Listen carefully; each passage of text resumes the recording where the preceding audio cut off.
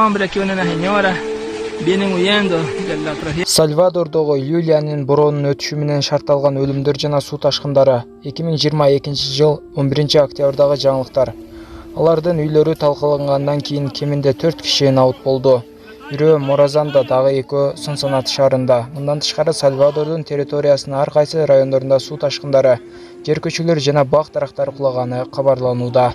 Ассаламу алейкум, урматтуу көрүүчүлөр. Видеого лайк басып, подписаться деген кнопканы басып, жанындагы коңгуроочуну да басып коюңуздар. Дүйнөлүк жаңылыктар сиздер менен. Сан-Мигелде, Рио-Гранденин ташкындоосунан улам Жардинс-дель-Рио конушундагы бир нече үйлөрдү суу каптады.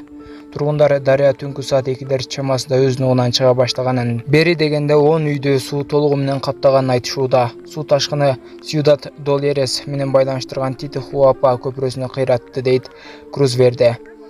Бийликтегилер ошондой эле Чинамека муниципалитетиндеги Эл Калварио конушундагы Эл Милагро бөлүгүнүн көчөлөрүн суу каптаганын билдирди. Арменияга баруучу жолдо мотоцикл айдап бараткан бир адам каза болду. Куткаруучулар жана кошуналар анын сөөгүн эртең менен саат 9-да арыктан чыгарууга аракет кылышкан. Бул окуялардын баары 2022-жылдын 10-октябрь күнү Сальвадордо болду. Аллах баарыбызды ушундай кырсыктардан сактасын. Сиздерге дүйнөдө болуп жаткан жаңылыктарды тааныштырган мен Болотбек Айдаркулов болдум. Баарыңыздарга ден соолук тилейбиз.